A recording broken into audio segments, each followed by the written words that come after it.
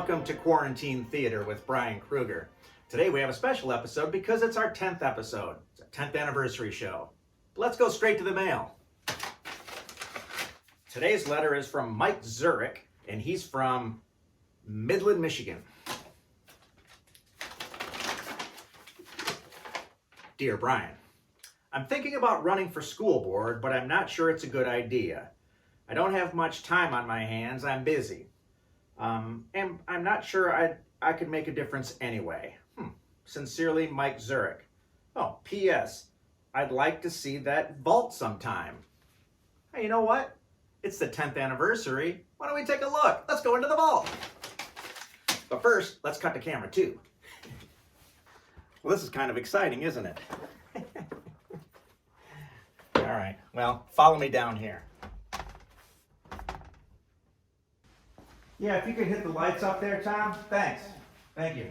So, here it is. This is the vault. I talk about it all the time and always kind of indicate it, but here it is.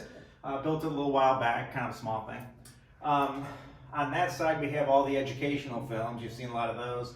Right above it is the Dick York section, all by itself. And you've seen, we've used a couple of those shots. On that side, we have the Todd Wooster selection down there. It's very popular. We have Guess Who's Coming to Dinner, Big Monster on Planet X, 1 and 2. He didn't do 1, but 2 he did, and he ended up buying both of them. I have the prints. So, here's, I know, way back there in the corner, it's really cool. I have the only original print of Orson Welles' The Magnificent Ambersons. I have all 3 hours of it. Don't tell anybody I've got that. That'll cause quite a stir. But I've had that up there for a while, and I think I'm the only one that, I have the original print. So anyway, I just wanted to show you what the vault was all about. This is where I come down, look to, get some of the materials I use for Quarantine Theater. So anyway, let's get back to the movie and see if we can help Mike out, all right? Tom, you can get the lights. That's fine. Thanks. Yeah, you bet. Thanks a lot, Tom. All right. Mike, I hope that answers your questions. Now let's get back to your movie. So Mike, you had mentioned whether or not you think it's a good idea to run for the school board or not. Well, I think it's a good idea, but in order to help me get my point across to you, found a movie back in the vault, and it talks about the importance of being part of that process. Let's take a look.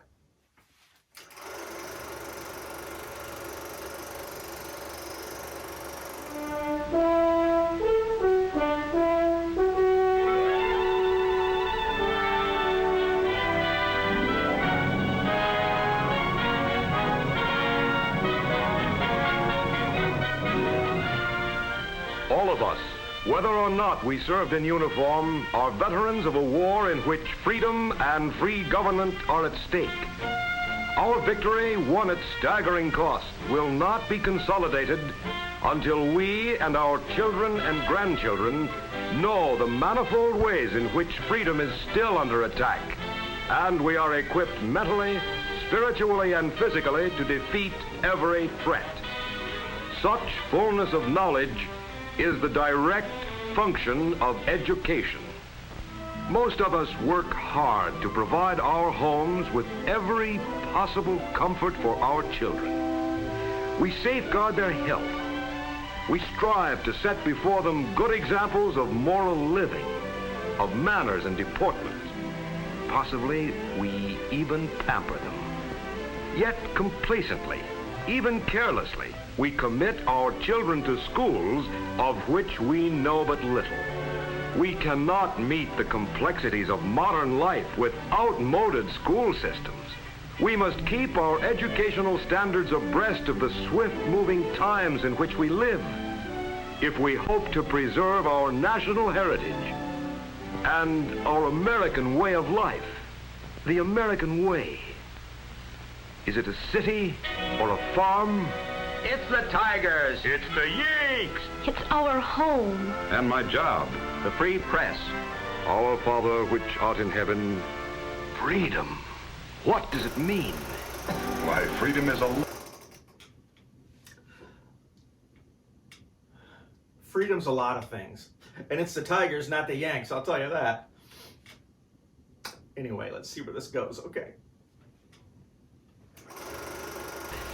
Why, freedom is a lot of things. It's individual opportunity, the right of private ownership. It's more than that. It's freedom of speech. People can live without fear. A man has the right to work where he wants to, with incentive. Freedom is the road to achievement. It permits the discovery of science. The American way eliminates master and slave. And we, who have no master, better serve the world.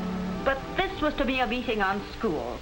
I came here to discuss my child, and all you talk about is rights and heritage and things. Hey, you're all talking too fast. You're too fancy for me. I've got a field to plow. I can see right now where we're not going to solve any rural school problems with this meeting. Wait a minute there, Mr. Farmer. Okay, so we have our cast of characters. We have the foreign guy. He's kind of sweet. I like him a lot. He wants to make sure everything is okay.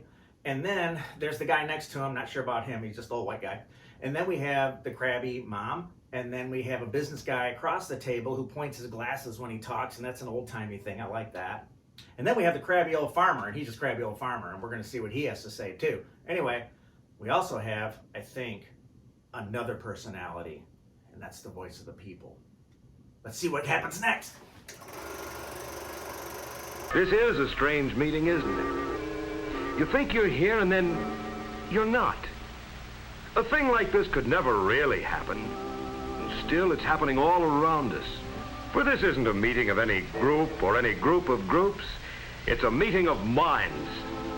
Yours and mine and everyone's. Who am I? Why, I'm the people. And who are you? Well, we picked a farmer to represent all farmers. And a housewife who is a mother, hoping she'll speak for all mothers. There's a businessman and a foreign-born American. And there's a doctor in the house. It's an open meeting, open to all. We all have a reason for being here, our schools. We fought a war against the isms of foreign political groups, and we're here to win the peace in our schools. There's no room in our schools for anything that attacks democracy. Foreign isms are like germs. They can't attack a healthy body. For years, I dreamed of coming to America. I hoped my children could be raised without fear and oppression.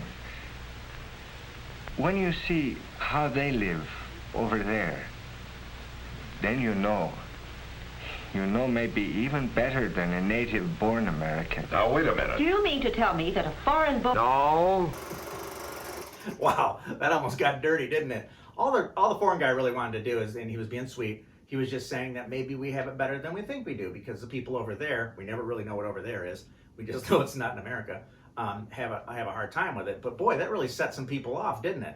Let's see if the voice of the people, the voice of God, the invisible guy in the room, sets everybody straight.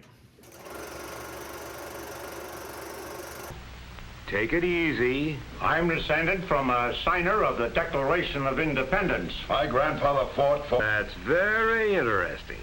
Now tell me, how did you all vote on increased school funds? Well, my business has been off. My taxes are high.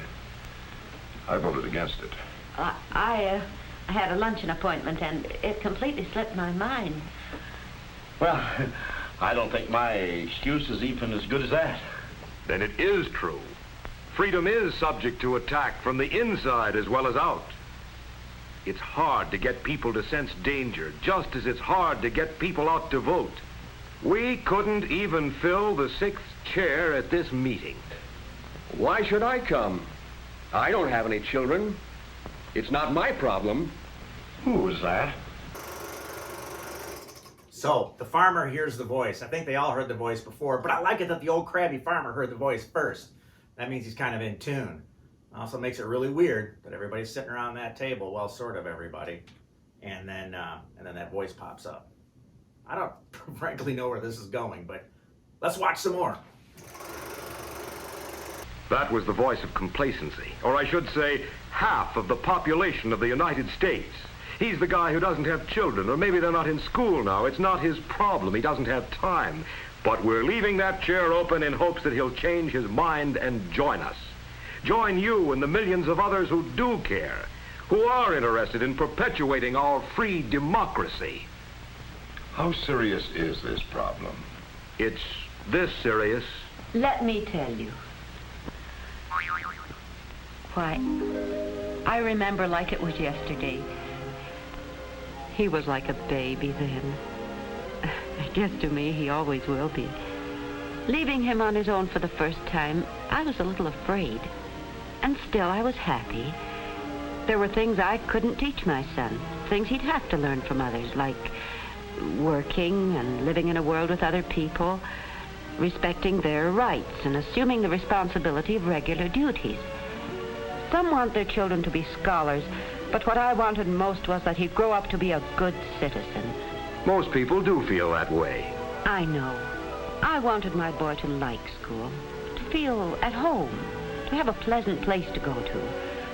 But You sound disappointed. That first day is always hard. any day in that room would be hard. Why, they haven't done a thing to that school since I was a girl. The desks, the lights. It's hard on the kids, and it's hard on the teacher, too. Crowded schools exist everywhere. And there's a teacher shortage. Or haven't you heard? Well, they gave my boy half a seat. And ever since, I've had the feeling that he's only had half the chance that's rightfully his. And there's the matter of safety, too. Fear of injury and fear of ill health. You're right. A crowded schoolroom is the breeding ground for communicable disease. But the biggest loss is in education. Teachers cannot effectively instruct classes that number as high as 40 pupils. You know how difficult it can be to manage one child. Then consider, what would you do with 40? What's the reason behind this crowded condition? There are many reasons. But it all comes under one heading, the increase in population. Okay, I think I see where this is going. It appears by maybe the year is, I think this is after World War II, and the baby boomer thing has happened, and there's not enough good schools and not enough teachers. I caught on to that. But let's see if the voice of the people, who, by the way, is starting to get a little mean with everyone in that last scene, let's see if he can steer this group in the right direction, and maybe they can take ownership of their school district and maybe do the right thing. Our birth rate is up, and our school facilities have lagged behind. Young couples have been setting up entirely new communities where there's only been rural schools. Cities are certainly crowded beyond capacity. And for children, overcrowding means unsupervised play, discontent, and the kind of insecurity that leads to crime and delinquency. Yes, there are many causes for crowded schools and many bad results. Your child must sit and wait his turn. Now, that's all right as a lesson in patience and courtesy, but children cannot wait to grow. Maybe gym class has changed a little bit since I was a kid, but what was that kid doing on the pommel horse at the end? That didn't look like, well, who knows? Anyway, let's see what happens. But children cannot wait to grow up. They need their opportunities today, just as they need their food today, and they need their education today. Deny them of it now, and they miss it forever. And that's a handicap when they take on their obligations as citizens. That's what I meant. I feel that my child has only half a chance, and he's growing right before my eyes. He's quite a grown young man. Yes, he's in high school now. But I worry so about him. Since the beginning, he's felt strange about school. He's never really felt at home there. If they had a few things, a few touches to make a youngster feel welcome and at home. My husband's plant is modern. It's well lighted, it's cheerful. And my kitchen, it's pleasant and efficient. I have a place for everything.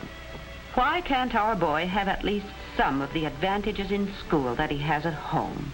He should have. Your boy needs the security that is built by a happy school association. It's protection against unhappiness and dissatisfaction, two evils that ruin countless lives.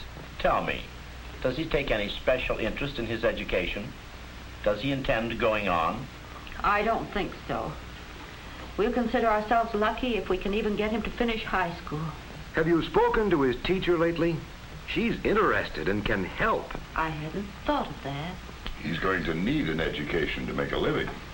Well, that's right. My boy increased our crop yield almost 40% with the scientific farming methods he brought back from school. Yeah, it sure pays off. It's gilt edge. A year in school pays off 3 to 1 in future dollar earnings. While I think that narrator just made that up, it's a point well taken. So what I'm getting here also, though, is that I'm not sure that going to college is necessarily a thing that's important to these people. But let's see what happens. I think they're probably heading in the right direction now. At least the narrator, the voice of the people, has their attention.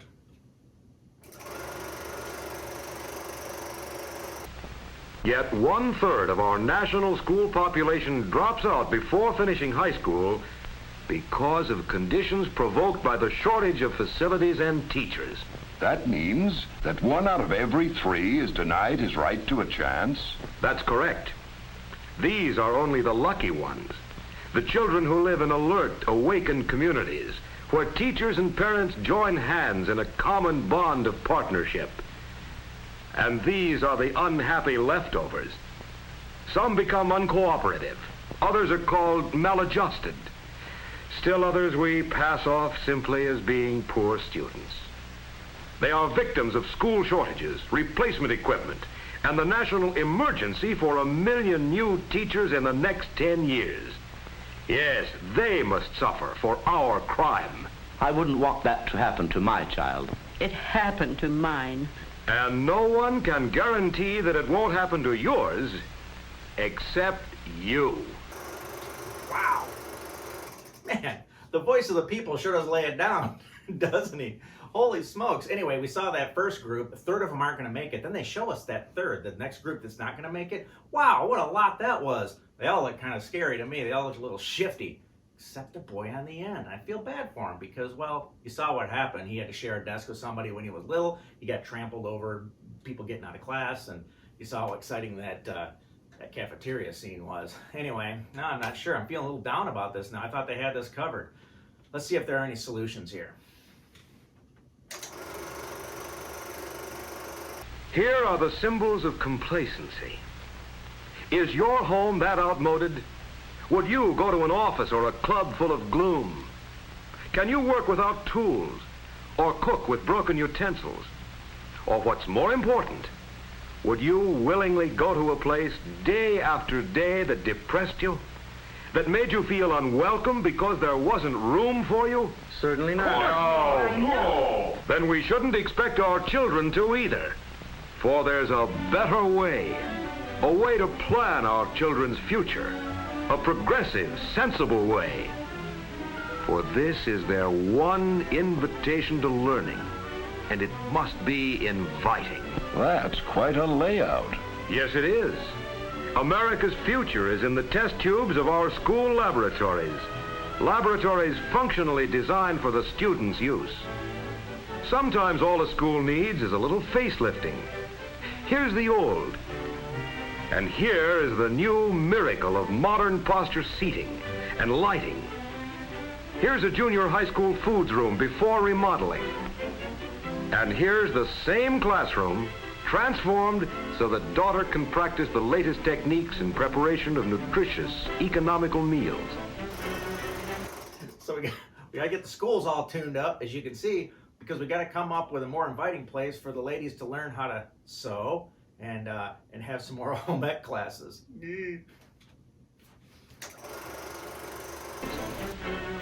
And the old sewing room at the same school. Those surroundings aren't very inviting. It wasn't, but it provided the structural walls in which to fit the modern tools for instruction. Look at that lighting and those broad working surfaces. Those are tools for learning and tools for teaching, too. It makes it possible for our teachers to do the best job, to do the job they're trained for. What's more important, it's pleasant for the children. The girls like to work here, and what they like to do, they do well. Yes, given the facilities and the model professional educator, our children can be equipped with the knowledge and experience of daily life. Sure, the 3 R's are important, very important, and always will be. But there's more to education than that. There's fair play and preparing the child to make a good home, to dress better on less money, and develop a sense of good taste and pride, to hold a better job. And there's culture, directed toward no more practical purpose than the simple joy of living. With the modern tools of education, school can become an exciting adventure, a trip to far-flung corners of the earth, an exhilarating, interesting experience, with the processes of learning speeded up to meet the many complexities of modern life. Our courses of study must awaken the natural curiosity of youth, for the future of our national welfare depends upon the product of today's classroom, and that's our future. Wow. Holy smokes. We've screwed that up in the last half century, haven't we? Now let's just get to like teaching to a curriculum or to a test. Wow. That makes me want to go back to school back then. They had band, they had cool activities, they were sewing, they had all sorts of cool crafts. That was just great. Now we just don't really do anything and our test scores are crap and everybody's crap. This one's exhausting. It is. I see what you mean now. I have been complacent. But you see, not having any kids, I naturally didn't give schools too much thought.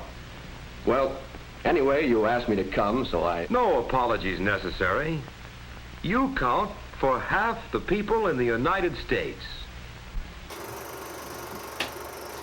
I don't know about you, but I don't want to go to that school board meeting. Guys appear, they disappear. The guy that's a voice that's out of nowhere all of a sudden shows up in that chair. Jesus, who is this guy anyway? Let's meet him.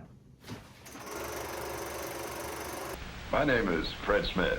How do you do? Welcome. I'm Doc Colby. Heaver's my name. Keepers, glad to know you.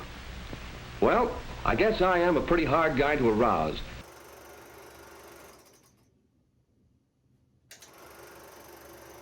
But when something makes sense, I'm for it. Makes sense. Supporting schools to increase our educational standards makes dollars and cents. Why, a real estate man can't show you a house without saying, we have good schools in the neighborhood. A good school is like a community house, a meeting place for PTA and the Boy Scouts. That is adult education. The doors are open to any worthwhile cause. We all agree on that, even I. But what are we going to do about it? Well, for one thing, we can check up on our local schools, see what's going on there, and find out what they require. That's good. And your own neighborhood is the place to start. I'm going to get behind the schools in my community and see to it that everyone I know realizes the importance of money invested in education. Maybe that doctor can start a radio broadcasting class with that voice. Wow. Yes, sir. I'm going to look out for my child. Good, that's fine. And don't forget to look out for the other man's child. In a free country, we elect our government officials. I'm going to support the school board I helped to elect. That's right. Let them know you're behind them. No one can work without tools. I'm all for giving the schools the best that can be had. Mm-hmm. And help the schools give every American citizen the best that can be had. I'm going to let our teachers know that we appreciate their part in raising our children. And I'm going to work with them because they need my help. I'm going to see that they get cooperation and benefits from a grateful community. The kind of gratitude that befits a noble profession. Good. That'll help. I think the crabby farmer needs to dial it back a few, but he's got good intentions. And I think I speak for the rest of the teachers in that school district that I'd like that crabby mom to stay the hell away from me, the school, and everything. That's just my own thought. But I still don't know what... It's going to take your time and your effort, and it'll take your vote as an American citizen. Are you up to it?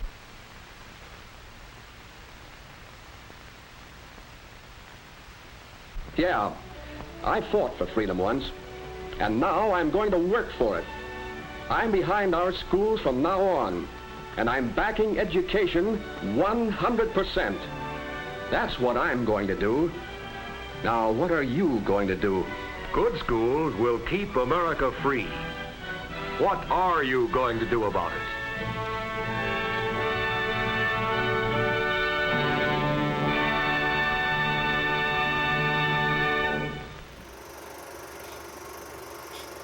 Wow, that film was inspiring. I'm going to go out and help my school system. And Mike in Midland, I hope this convinces you to do the same thing. Maybe you don't have to join the school board, but maybe you just have to get involved. Show them that you're involved and show them that you care. And we'll see you next time on Quarantine Theater with Brian Kruger.